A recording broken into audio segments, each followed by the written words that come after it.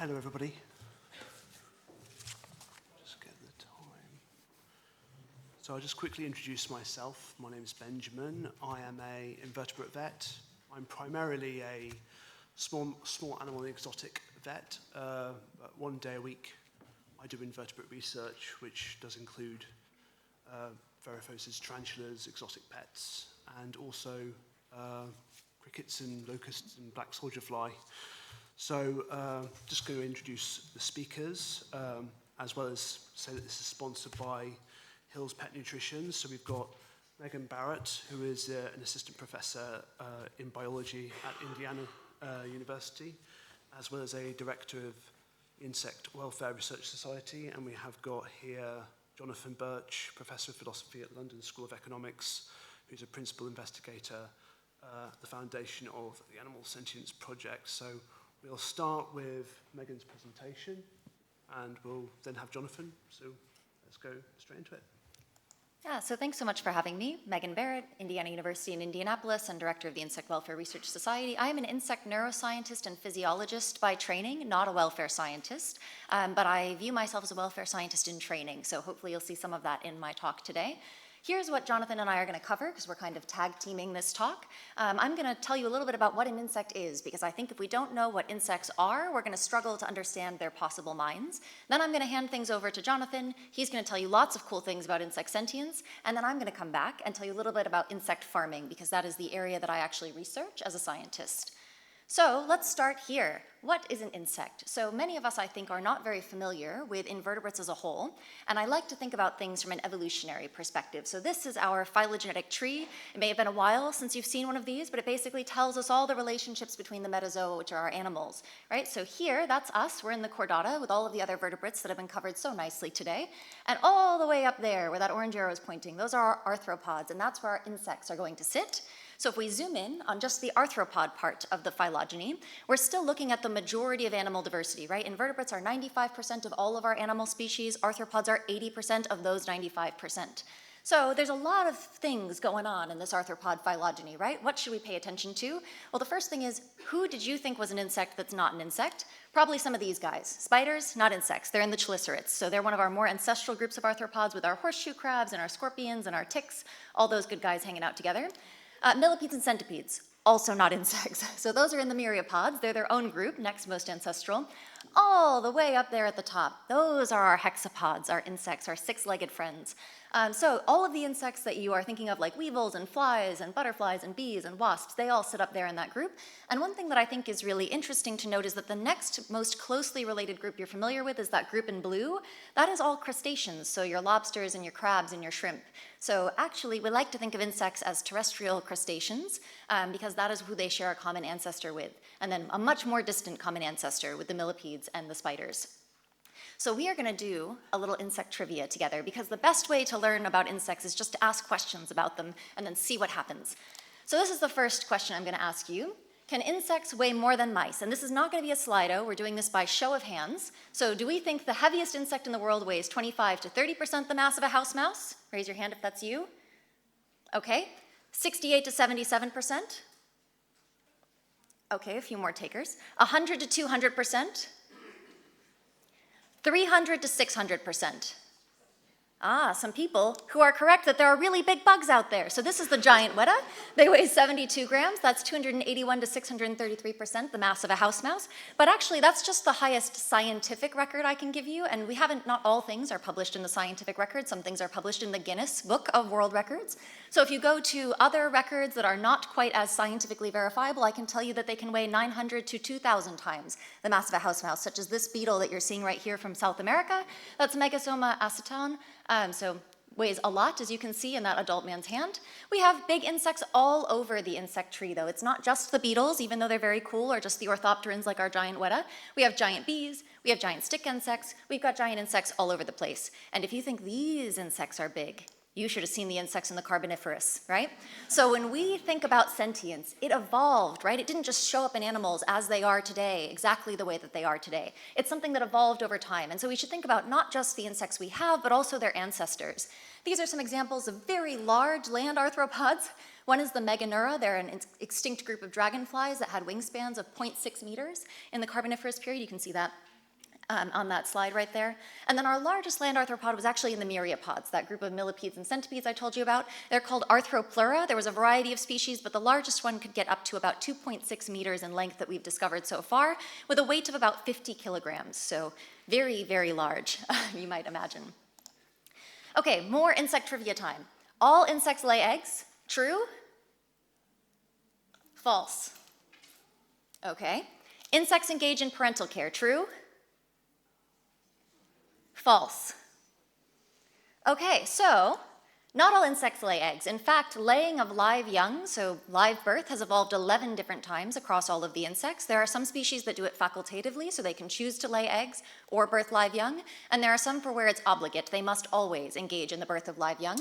One of my favorite species, examples of this, is a fly species. They actually develop one offspring inside a uterus in their body at a time, and then they actually have the larva feeding on a milk gland that's internal to their body, and then right before pupation, they'll actually live birth a single larva at a time. They average only 4.5 offspring over the course of each individual female's life.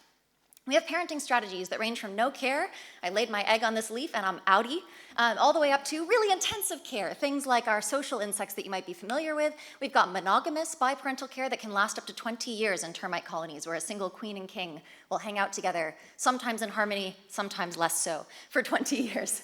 But lest we think our social insects are too cool and not give enough cred to our solitary insects, they too can engage in a lot of parental care. We're seeing 3 examples of that along the bottom of this slide. We've got maternal care in earwigs and hemipterans, and then paternal care in a solitary species of water bug. Okay, last insect trivia question. Which surprising ability do we think some insects have? So A, individual facial recognition of kin. B, wound tending with antimicrobial secretions. Interesting. C, tool use. Or D, numerical cognition, things like addition and subtraction. Okay, so I heard some of you caught on already to my tricks. I heard you whispering and saying, it's all of them. Yes, it's all of them. Of course, it's all of them. Because insects are rad. This is one of my favorite species of paper wasps. They actually do individual facial recognition. You can see all their faces have different markings, and they're able to recognize different members of their colony based on those markings. This species of paper wasp can also do transitive inference, and we think one reason why that might have evolved in this species is so that they can tell who's beating up who and who they can challenge in the colony and can't, right? So these are all examples of flexible and sophisticated cognition that we see in solitary and social insects alike. Their lives are much more dramatic and interesting than I think the vast majority of us recognize or believe. And one last example that I'll just really call attention to here is emotion-like states that have been studied in fruit flies for several decades. We actually use them in biomedical research to study chronic pain, as well as anxiety and depression in humans. So they have anxiety-like states. We can do things like the forced swim test with flies, if you've heard of that in mice. They also can do that in flies. And for chronic pain research, their pain is moderated by, or their nociception, or pain, is moderated by analgesics that also work on humans. So that includes NSAIDs and opiates like morphine, as well as other analgesics. So what are my takeaways from introducing you to insects? First, there's 1 million described species. There are 5.5 million estimated total species. So that means that anytime we say the word insect, really the only thing they all have in common is that they have 6 legs at the adult life stage, not even necessarily as juveniles. That means there's tremendous variation in almost everything else you might think of. Their body size, the way they live their lives, where they live, their physiology, their cognition, and more. And it also means that we, I'm guessing, have all learned something new about at least one bug in the last 7 minutes. And if you learned something new, what that means is that we should be very suspicious of our intuitions about these animals, because the information that is readily available to us may not always be correct. So we need to be very careful when we're talking about insects to be sure that we know what we're actually talking about and not just thinking about our own assumptions of these animals. And now, I will hand things over to Jonathan.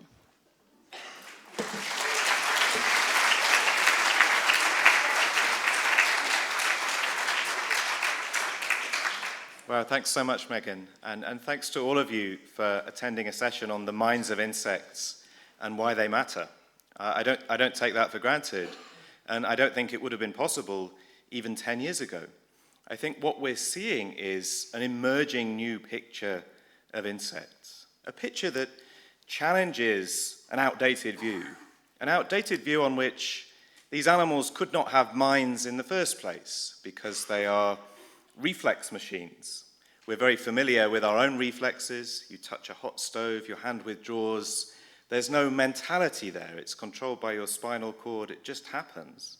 And there's an old view of insects that says that's all they've got. That's all they are. There's a stimulus, they respond. They're just creatures of reflex. The modern view is that that's not true. They represent the world around them. They use these representations to guide flexible decisions.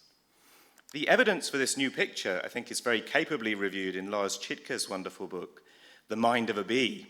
It's been a real pleasure to be collaborating with Lars since 2020 as part of my Foundations of Animal Sentience project at the LSE, thinking not just about this emerging new picture of insects, but also its ethical implications and its welfare implications.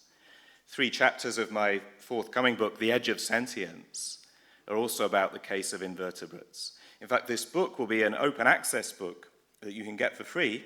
If you go to edgeofsentience.com, you can sign up now to join the mailing list, sign up for a free PDF on release day that will also be out in print. There's a long history here going back several decades that's led to the emerging picture we have now. In a way, it starts with the observation that, well, there must be more going on in the lives of insects because of their sophisticated behavior and apparent intelligence, as shown, for example, in the way that bees and other insects, when they fly away from their nest, will very reliably be able to find the most direct path straight back to it, a technique known as path integration or dead reckoning. A very simple ability, but it shows there must be more going on in there than meets the eye, because it shows they must be keeping track of where they've been flying and for how long, and doing a computation to work out what is the most direct way back to my nest from where I've got to.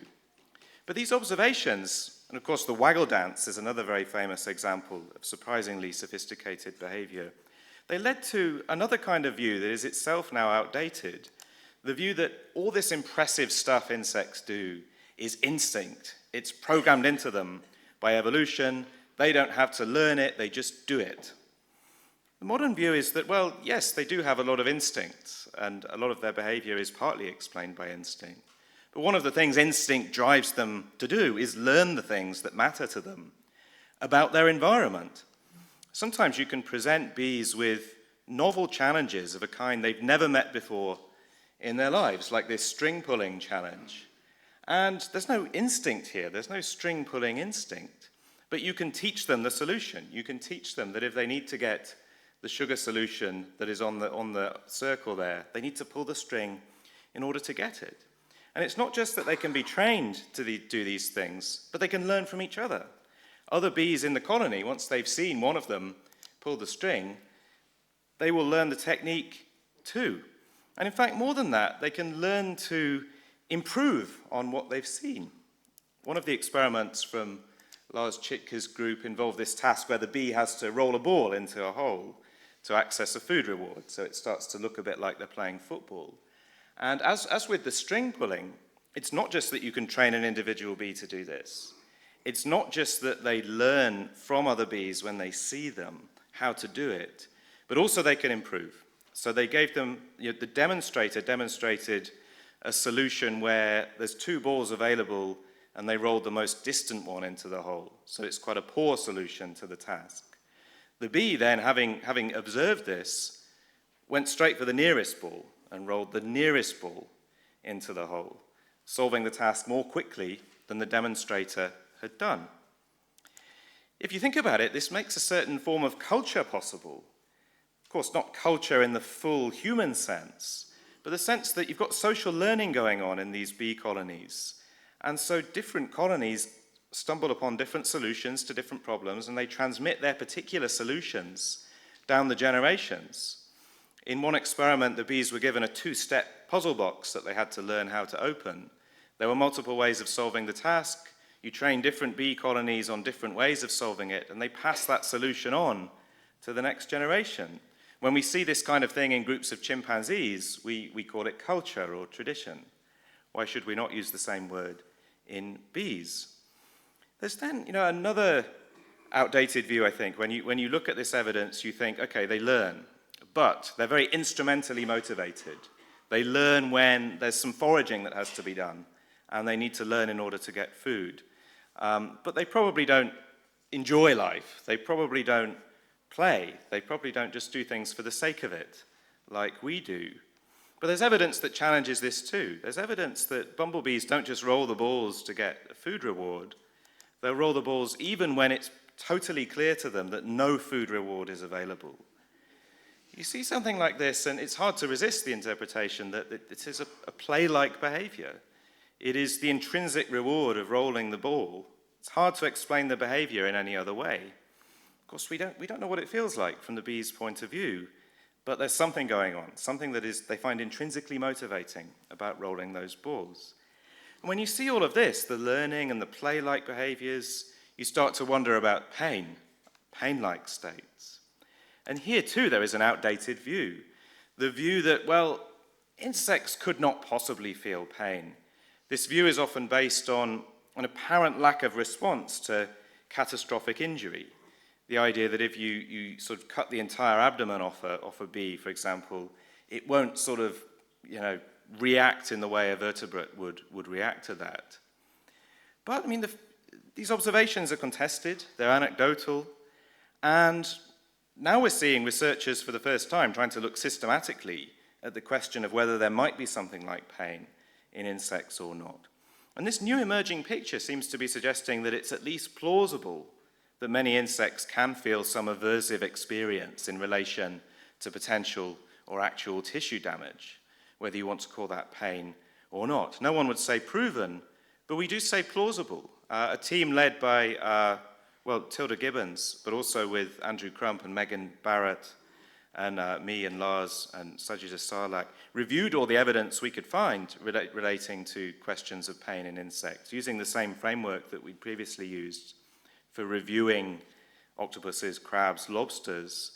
And we found quite a lot of evidence making it at least plausible that there is something like pain there.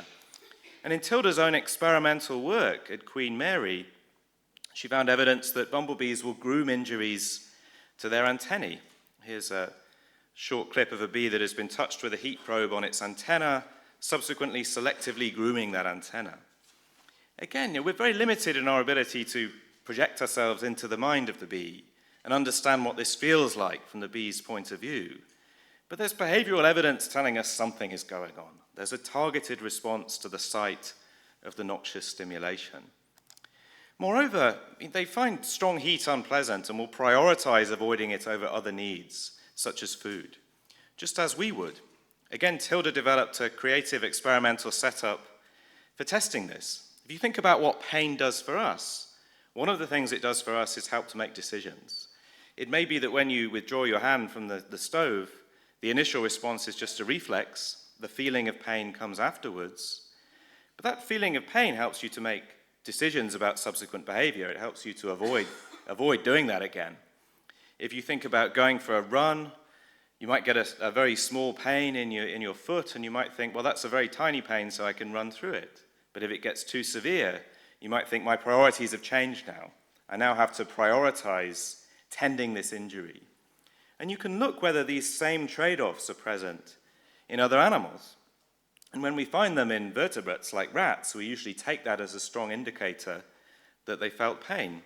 Tilda's experiment was based on the idea that we should be adapting these kinds of setups to the case of bees. So she gave the bees a choice of various different feeders at which various strengths of sugar solution were available, but they had to withstand heat of varying temperatures to access those rewards. And she showed that there is a trade-off here, that the bees, once they've learned that to access that very sweet reward, I'll have to withstand standing on an unpleasantly hot heat pad, they will avoid that, even when the reward is very, very attractive to them. So this sort of evidence, I don't think anyone would call it conclusive proof. What we do think is that it establishes a realistic possibility of states that matter ethically and that should concern us. And that brings me to the topic of ethics, what to do about all this. There's this very famous line from Jeremy Bentham in his famous treatise on utilitarianism. He writes this footnote that says, well, when thinking about the case of other animals, the question is not can they reason or can they talk, but can they suffer? Language should not be our criterion for being concerned about an animal's welfare. Reason should not be our criterion. The question should simply be, can they feel unpleasant things? Can they feel ouch? Of course, Bentham was not the first to have this kind of idea. You can see it, in fact, as the rediscovery in Western philosophy of something like an ancient Indian idea of ahimsa, or non-violence, or non-injury. Shantideva, writing in the 8th century AD in the Buddhist tradition, already had a very clear statement of a similar view when writing, "Sufferings must be warded off simply because they're suffering. Why is any limitation put on this?" To me, this is a big idea that when we're talking about ethics and welfare, well, it's not just about humans. And I think there has been a decisive shift in recent decades away from thinking that ethics is just about humans. I'm sure everyone in this room is probably on the same page about that one. But also, it's not just about humans plus a narrow range of animals. It is not just about humans plus our pets, or humans plus pets plus traditional livestock animals. But rather, all animal suffering matters. All animal suffering deserves our consideration and compassion, even if the animals in question are very small and look very different from us.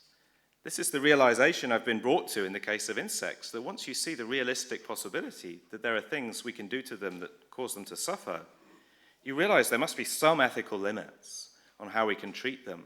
The concept of compassion can be applied in the case of insects. Of course, you also face this question of what do you do when you're not sure?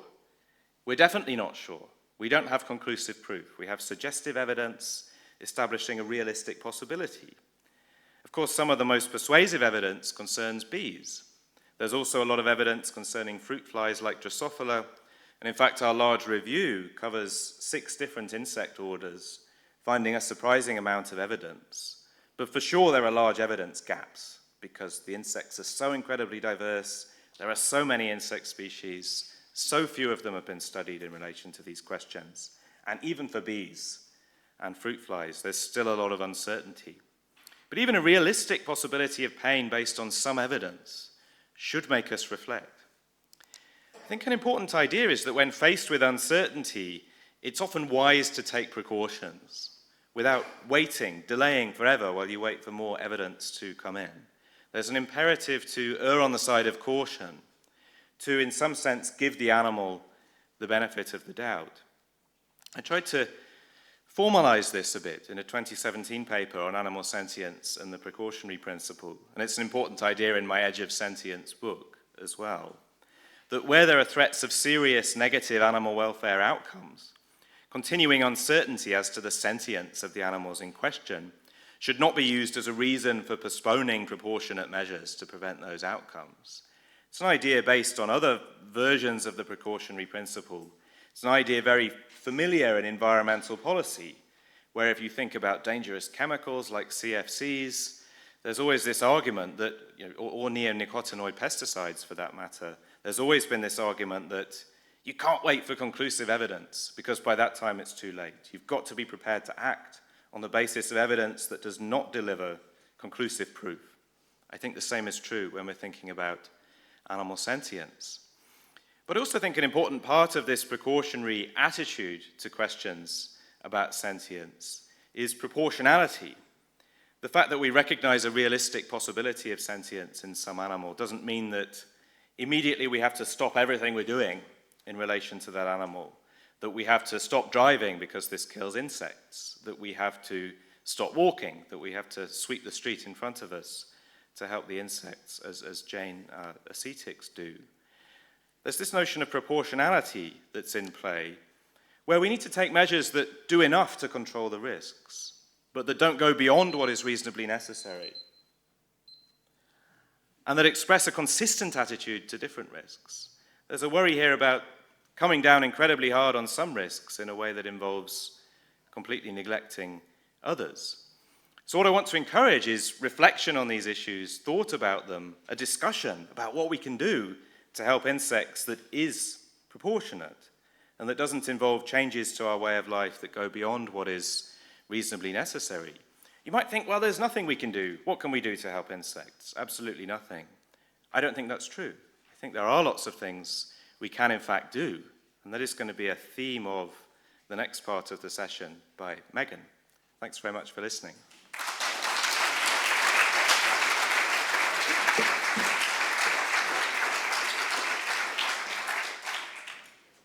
I'm back. So now we're going to talk about the welfare of insects farmed as food and feed. So this is a growing industry that you may not be very familiar with, so I'm going to start by giving you a brief overview of what this industry actually is. So insects are animals. That means they're protein sources. About 2,000 species of them are known to be edible, though the number is probably higher than that. So they're safe for human consumption in some cases. Don't just go out to your backyard and eat anyone that you see.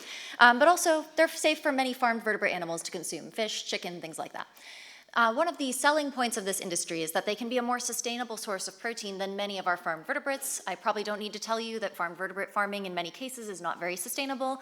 For insect farming, we're generally talking about it being more sustainable when they are eaten directly by humans and replacing vertebrate animal consumption, or if they're fed very specific waste feeds that otherwise would not be reclaimed by our agricultural system. They can improve food security in protein-poor areas by allowing you to rear large amounts of protein very locally to you on, again, waste sources that are readily available. And also, just one caveat, this is a global industry. There's tremendous variation in practices from, small-scale families that are rearing crickets in rural Thailand all the way up to very big automated facilities that we'll talk about a little bit more. I can't cover all of that today, so just know that it exists.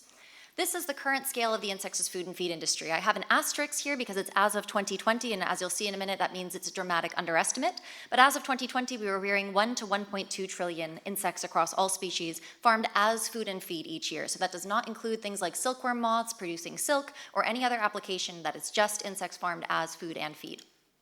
To put that in perspective for you, this graphic is showing us the number of billions of individuals farmed per year, where we're looking at terrestrial farmed animals slaughtered as food and feed. That green bar is all of our vertebrates, so your chickens, your pigs, your turkey, everybody's in there. The insects are that orange bar. So already as of 2020, the largest terrestrial animal farming operation that we've ever seen. But this industry is growing very rapidly. So this is a report from Rabobank, and they basically are looking at the flow of capital into the insect farming industry for food and feed. In 2015, you see we're looking at about $25 million per year. By 2020, we're looking at over $430 million per year. And so if we look at this report by the World Wildlife Fund and Tesco in 2021, we're expecting to see a 10-fold increase in production in the UK over this decade, trying to meet a 22-fold increase in demand for insect protein. So many of our largest facilities in the UK have not yet been built, is what that means. And what's driving the increase in this industry right now is new markets opening up for this industry. So new markets, of course, mean more individuals will be farmed. The largest potential market right now that we know of is fish meal replacements for aquaculture. So if we replaced just 25% of our demand for fish meal with insect protein, we'd be looking at 40 to 80 trillion additional insects being farmed each year. That is the lower of those two red bars that have just appeared on our billions of individuals graph, where that orange arrow is pointing at the orange bar on our previous graph in 2020. The vertebrates have sadly become invisible.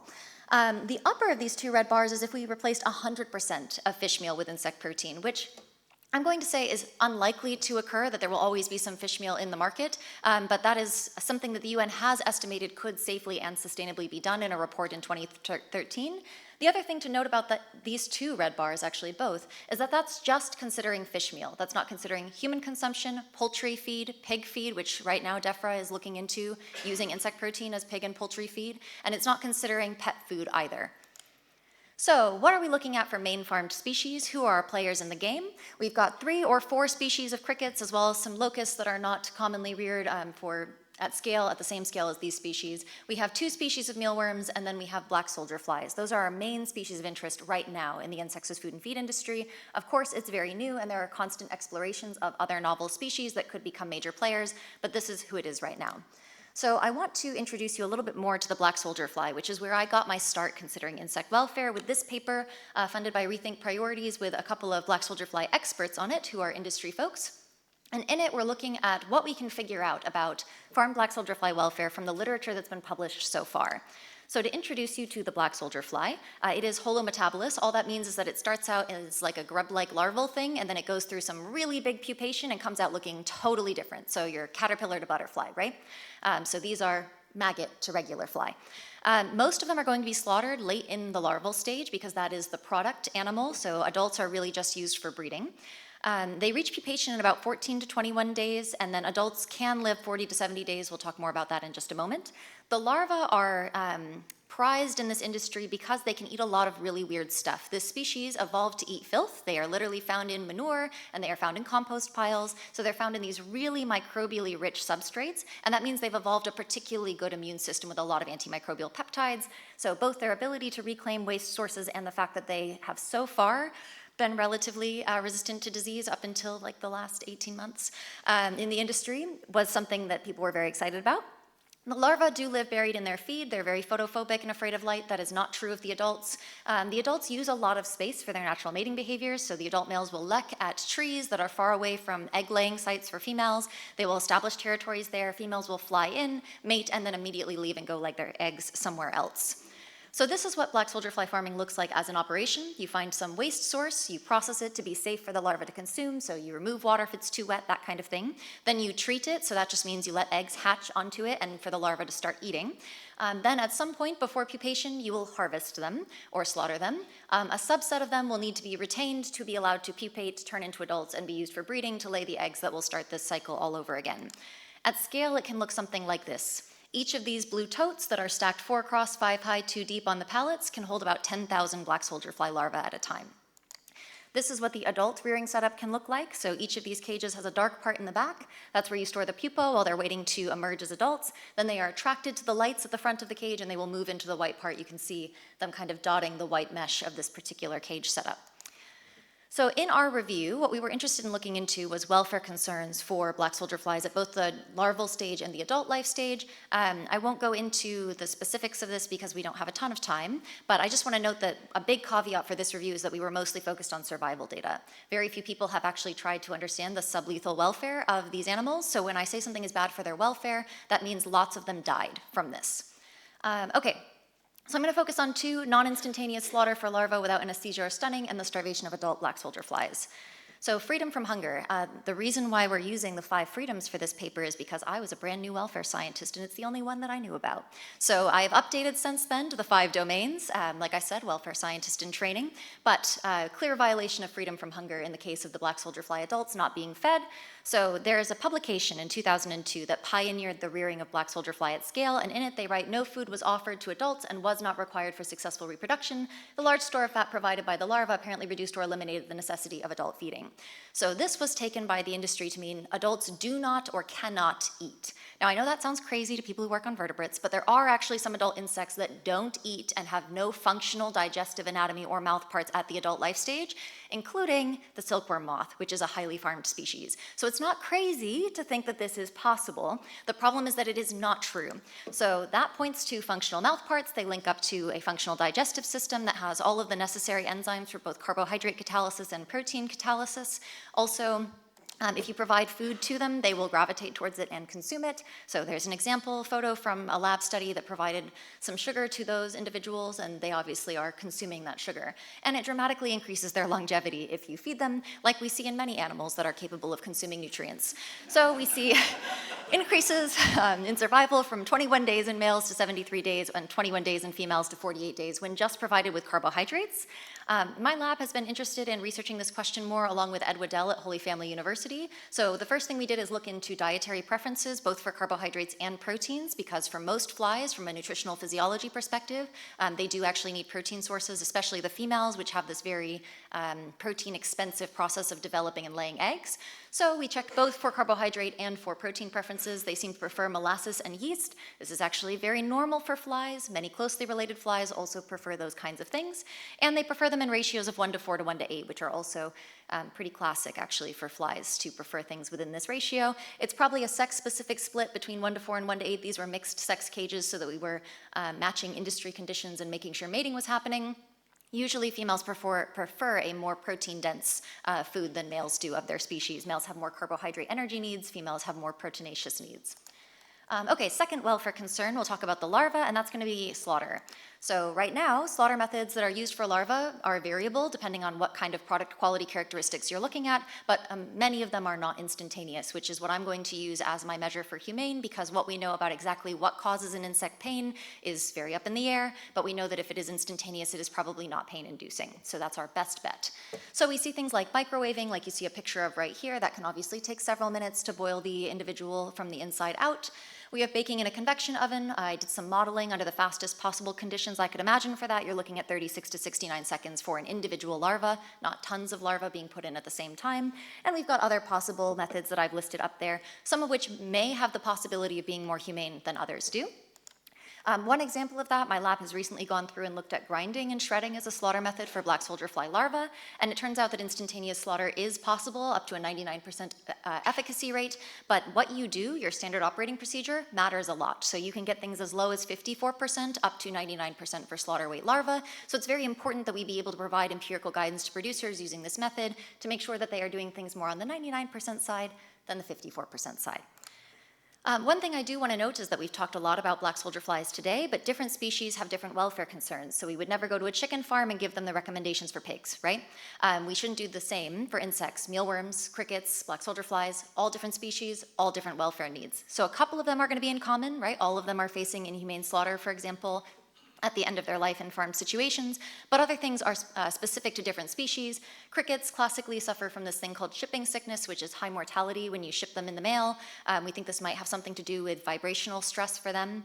We have things like for black soldier flies, the unfed adults that I mentioned, that doesn't appear for either of the other species that are farmed at scale, and we have other interesting problems for mealworms. So if you're interested in any of those welfare concerns and the recommendations that we can make so far based on the literature, this series of 3 publications is now out in the Journal of Insects as Food and Feed. They are extremely long. But you can skip to the end where there are tables or in the middle and the end have tables in the various publications, and you can get the summary from there. There's also summaries published online that are much shorter, so if you don't want 200 pages of cricket welfare in your life, you can get just a couple tables of cricket welfare in your life instead. Okay, so summary of what I tried to say on farmed insects here at the end of this talk. Tremendous number of individuals, right? Largest agricultural terrestrial farming operation we've ever seen in human history. Probably what you've learned from Jonathan is that there's more evidence to be cautious about their sentience than you might have initially thought. And there are many, many, many species-specific welfare concerns we have not yet tried to address for these species that need to be addressed. And many of these issues are going to require both a long-term capacity for empirical research in this domain, which we do not have. A lot of insect welfare scientists, I promise, I know all of them. It's a very small list. But also we need collaboration between folks like veterinarians, producers, and scientists to make sure that we are really making appropriate recommendations for these animals. And with that, I would just say if you are interested in learning more about insect welfare, you can check out the Insect Welfare Research Society. We have accumulated a research library with all the studies we could find on insect welfare and sentience, as well as some other invertebrates. So there's plenty you can do to read there if you're interested in the research. As well, we send out once a month a newsletter that contains all the events ongoing globally that we can find on invertebrate welfare. Thank you for your time.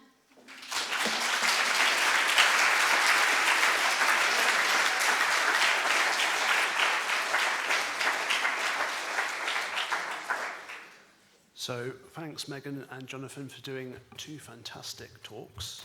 So I just want to quickly frame this a little bit, speaking as a vet, just for a minute, which is, I'm an invertebrate vet. I have insect farms as clients. So sometimes this discussion can feel a little bit like a theoretical, but in reality, it's very much a practical. These farms exist. They have many, many animals. And currently, veterinary involvement is low. So I think it really does put it in context for how we should perhaps as a profession get more involved. But on that, let's start going into questions from Slido and other places. So does anyone have any questions? Everyone has questions.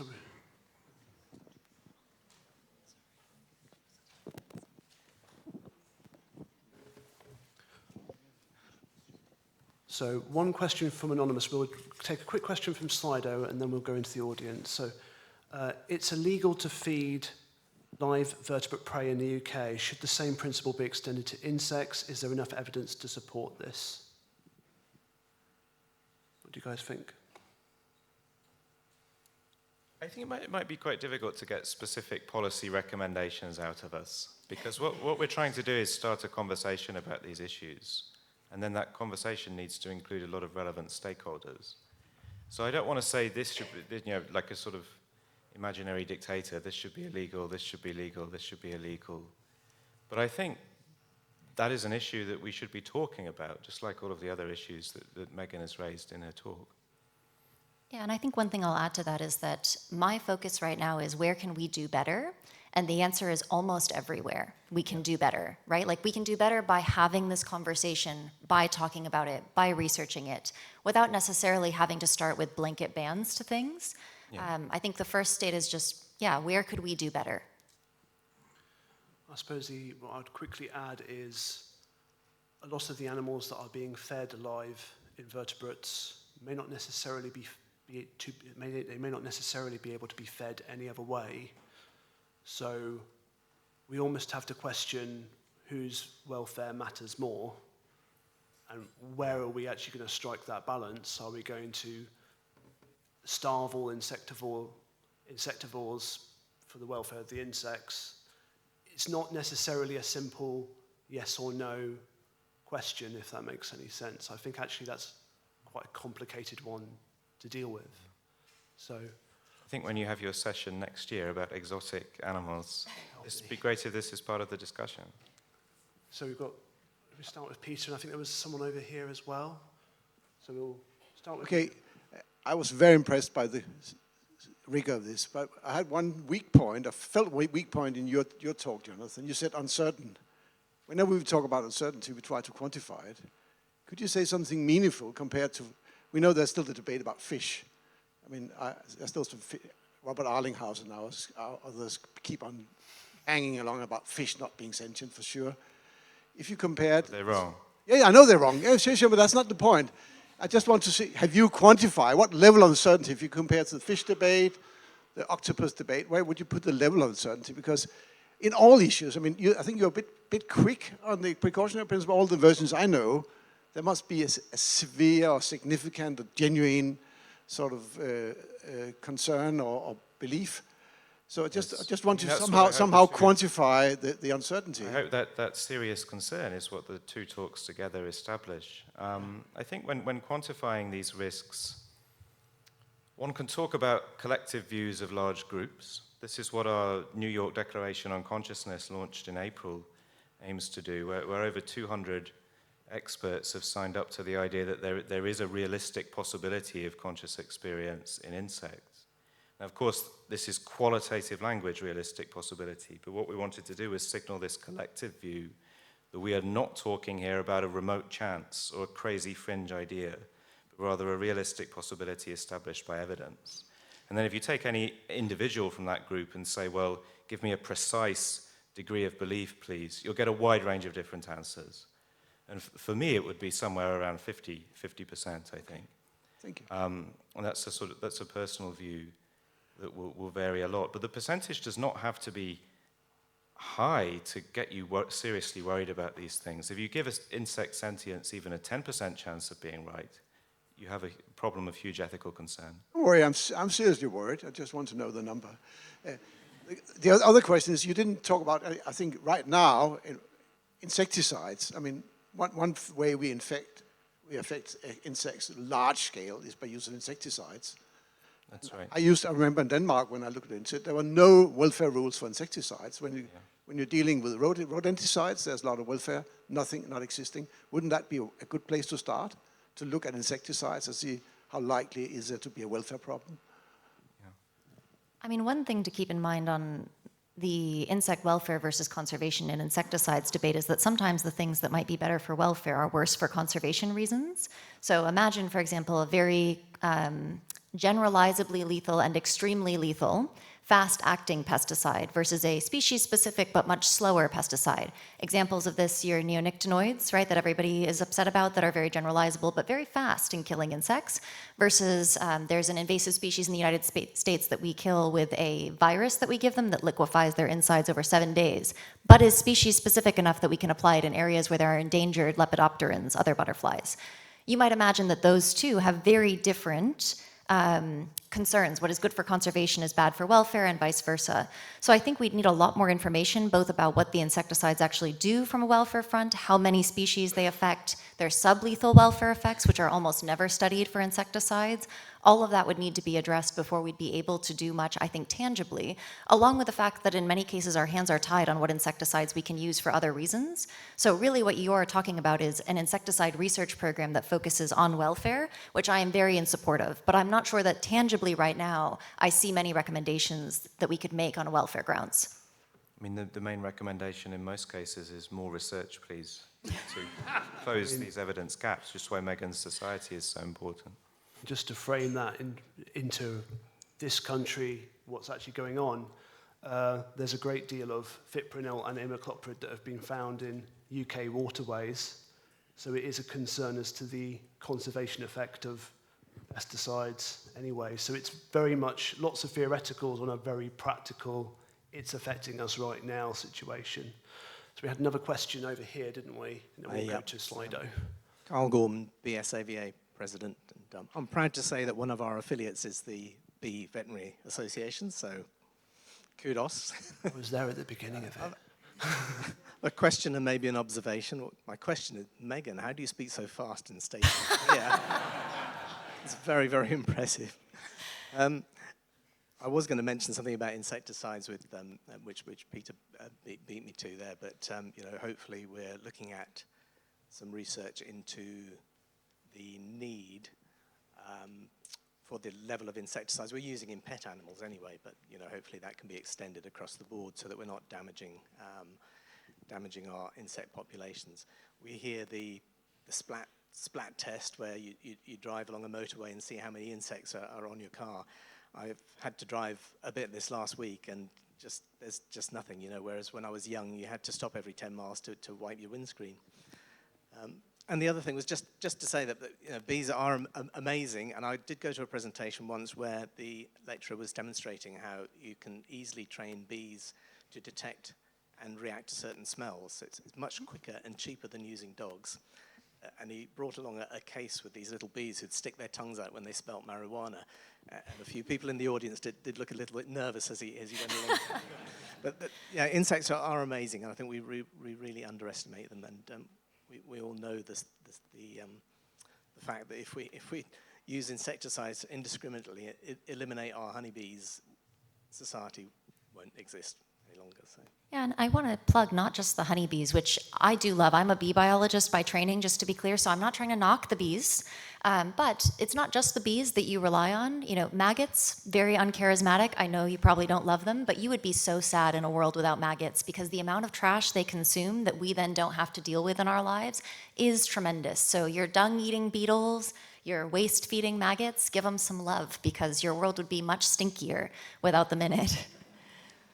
I mean, there's that saying in the Veterinary Invertebrate Society, which is a dung beetle without an elephant is a dung beetle. Well, no, it's an elephant without... No, a dung beetle without an elephant is a dung beetle with nothing to live for. An elephant without a dung beetle is an elephant surrounded by crap.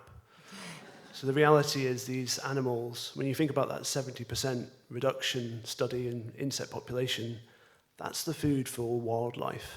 So when we're talking about welfare, we're sometimes talking about a much greater number of animals than just insects. Perfect. So we'll move on quickly to Slido, because it's got two very interesting sort of related queries. So just in regards to Megan's comment about black soldier fly, what was the disease discovered in the last 18 months? And I think another related question saying, besides increased deaths, is there any observable behaviors to indicate disease on insect farms? Yeah, so the disease that was discovered is called soft rot. It's a bacteria that, again, liquefies the inside of the animal slowly over time and causes significant discoloration and things like that. We did actually know, and we write about this in the publication, we know there were diseases before that point that would cause mass die-offs on farms from producer reports in the gray literature and YouTube videos of, I had 300,000 larvae and they all died and nobody knows why, often called failure to thrive, but there's no pathology ever being done on these specimen in most cases. There's not good connections between the veterinary community and the farms, so they get this failure to thrive and they just don't know what is causing it. So this was the first reported disease from the scientific literature, but we know there are other diseases out there for this species and many other farmed insect species. As far as other indicators of poor welfare and disease on farms, insects often get discolored as a result of diseases. Sometimes that means their hemolymph, which is their version of blood, becomes iridescent in hue. That's cricket iridovirus. We also have cases where they become bright pink. That's a Serratia bacteria infection. Often insects upregulate their production of melanin in their cuticle as a result of disease, so they will become darker in color in environments that they are frequently exposed to diseases. You can trace a bunch of physiological biomarkers of disease as well that way. You can see things like lethargy. There's a paralysis virus in crickets called cricket paralysis virus because they get paralyzed from it and lay on their back starving to death for a couple of days. So there's lots of both behavioral. There's also something interesting that some crickets do called behavioral fever. So crickets, as you are probably aware, do not have a high metabolic rate. They are ectothermic, like cold-blooded, if you will. But it turns out that when they are sick, they will go to warmer areas of their environment to try and induce a fever. So we call that behavioral fever because they are trying to induce an upregulation of their immune response the way we're able to do that by increasing our own body temperature. So things like that can also be looked for. I guess, Jonathan, do you have anything to add? Perfect. I guess I would add that this is actually much simpler than it appears, the answer to that question.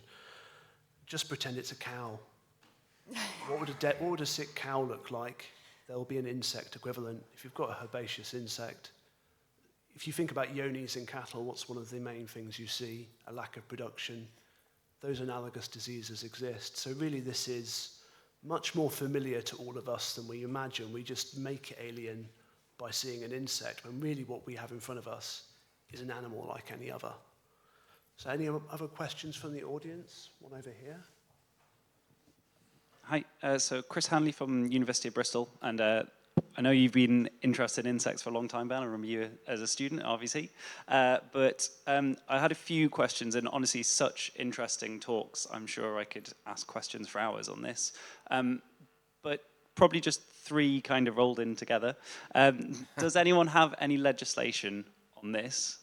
How did you get involved in the farm side of insects, Ben? And was it a push from the farms or a push from yourself? And do you think vets are actually the best placed to kind of look at taking this on? Do you want to start with legislation? Well, on the legislation, I don't know of anything. Obviously, for understandable reasons, policymakers have been reluctant to legislate in the area of insect welfare. What we have in the UK is the Sentience Act of 2022, which includes some invertebrates, particularly octopuses, crabs, lobsters, shrimps. And there was never any suggestion from DEFRA at the time that they would consider a bill that included insects as well. Maybe that's sensible because we've got to work towards this by small increments. But I wouldn't have minded, I wouldn't have minded the chance to discuss that issue at the time that legislation was being drafted.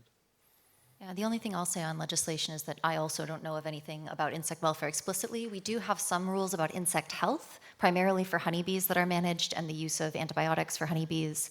In the States, we have rules about the use of antibiotics for bees and their management. And there are many rules in countries, Australia, the US, et cetera, about how to manage particular diseases that hives get. Particularly American foul brood is a disease that is like tragic for honeybees. And so if it gets an infestation, they have to be immediately euthanized and all the material burned. I'm guessing there might be some rules like that here in the UK, though I don't know for sure. But honeybee health management is as close to welfare legislation as I've seen for insects. As far as how I got into insect farming, so like I said, I'm an insect neuroscientist and physiologist by training, worked on solitary desert bees for my dissertation, didn't do anything with insect farming at all. Didn't think about welfare at all also because you don't get any ethics training as an entomologist. You don't have to do AWERBs or IACUCs, depending on where you're located. So not a lot of incentive to think about the welfare of your study organisms. So my first introduction to welfare was thinking about it in the livestock context. I was hired to write the black soldier fly welfare paper by a think tank that is an effective altruist think tank that was interested in insect welfare because of the scale of the industry and the possibility of welfare concerns. At the time, I had never come across the word sentience before and was like, what is this welfare thing? But they were asking for somebody who knew about physiology, neuroscience, and behavior, and I said, well, I do 2 of those 3. How bad could I do?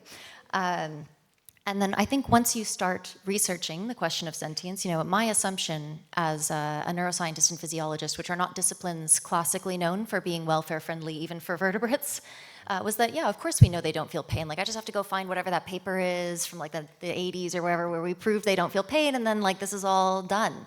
And I started, so there's a paper from the 80s, and I read it, and I was like, but that's not true. And that's not true. We know all these things aren't true. This is the paper. Everybody's citing this paper. Well, that is not good. If that's the paper that we're all citing and it's wrong on the neuroscience and the physiology of these animals, that's an issue, and we need to be taking this more seriously. Shocking, isn't it? It's quite shocking to realize that the received wisdom is completely baseless. Oh, yeah. Well, you just think you must be wrong. A lot of Like, a lot of the histopath papers I've cited are from 1930, 40, and 50, and are in French. so I would just say, if you come across this paper, okay, it's called Eisman et al. 1984, Can Insects Feel Pain? A Biological View. If someone cites this paper to you, you can cite back at them Barrett and Fisher, 2024, the era beyond Eisman et al. 1984, where we try to update all of the findings in that paper. We are not arguing that insects feel pain. We are just updating, if you think that insects do not have nociceptors, which are the sensory cells in your fingertips, we just didn't know that they had them in 1984. We have anatomical, functional, and genetic evidence that shows that they do now across many orders. So it's that kind of update that we're trying to do, because that paper has had an outsized influence, I think, on both my field and also the public's general thinking about insect welfare. It still gets cited all the time. So yeah, I think this is why I always caution that like the most readily available information may not be correct. That paper is very readily available. It is no longer correct, including my own conversations with the senior author. I wanted to add as well that it's come back to my memory that in Norway they do have some legislation protecting honeybees, but not, honeybee is just a single insect species. So to be thinking more broadly. To be in the 2-minute warning, I will very, very quickly say we do have something called the National Bee Act in this country. So fun veterinary fact, vets aren't the only professionals that can prescribe medications. Bee inspectors can. So there is legislation for insects. As far as the Veterinary Surgeons Act is concerned, no coverage for invertebrates, unless you take them under your care, in which case you are accountable as a vet as you would be for any other animal. So if we've got 2 minutes, one more question. Hello. It's Emma Warner. I'm an animal welfare science communicator. And firstly, just saying this is an absolutely fascinating discussion. And I'm really glad that we're able to have it and have these really, really open talks. So thank you. I'll use my one question. What do you feel would be the most useful or desirable outcome from having this discussion? Is it sort of more to shape or drive a particular way the industry is obviously predicted to develop, or is it more to sort of raise the question more generally and have more public engagement? What would be your ultimate goal for having this discussion? Well, maybe sell a few copies of the book, or free PDF downloads, actually. But also in the book, there are very specific proposals. And what I really want to see are codes of practice in this area. I don't see why the industry shouldn't try to get ahead of this and actually play a role in developing those codes of practice. But if not, we have to try and push them to have that conversation. This needs to be a regulated industry rather than an unregulated one. I think it's somewhat similar for me. My main interest is in helping connect stakeholders with evidence. And so what I have done, I hope, with you today is connect you with some evidence that you might have been unaware of before about this group of animals. And so my main interest is to say, I have evidence, you have questions, I might be able to answer some of them, and then you can make informed decisions based on that evidence for what you want to see in the world with these animals. I would like to be made redundant. I think it's incredibly important that vets take this on as a challenge, because these are animals that require care. This is an industry that's growing rapidly. If every other livestock industry has veterinary involvement, why shouldn't insects? So that's my main reason for appearing here, because I'm very interested. I suspect farm animal vets might be able to do a better job than me, or take all my work away, and that might be a good thing, or they might be able to interact with me. But my thinking is really, there are lots of farm animal vets in the audience and online. Why is this not something you're getting involved with today? got any more time? 1 minute. Can I ask a question? One more question. The lady in orange who's been really, really patient. Yeah, sorry. Yeah, so many nuggets of information there, some of which I wish I didn't now possess. One of which, you mentioned the forced swim test for flies, and kind of described the different attributes that some insects possess that might be used as models. I wondered if there's any or significant use of insects in like commercial testing or scientific experiments that aren't to do with their own experiences and learning about them. Can you repeat? Like, are they being used as kind of lab experiments like we would use rats or beagle puppies or anything? Oh, yeah. Yeah, in huge numbers? Oh, yeah. I mean, just think about how many fruit flies you can fit in a culture tube. I mean, they're very space efficient. They're very cheap. I think I did a back of the envelope kind of calculation that suggested at least 2 billion fruit flies a year, and that's like a super conservative underestimate from the United States alone. Everything has been done to Drosophila at Yeah. some point.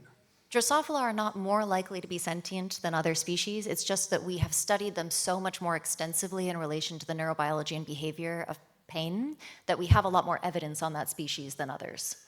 It's not to say that doing experimentation within an ethical framework is wrong. We should be doing experiments at times, but we need to make sure there's some form of ethics approval. So a lot of this discussion sometimes is, should we not be asking the question in the first place? Perhaps that's not always happened. Yeah. Okay, so is that a good thing to end on? Yeah, good.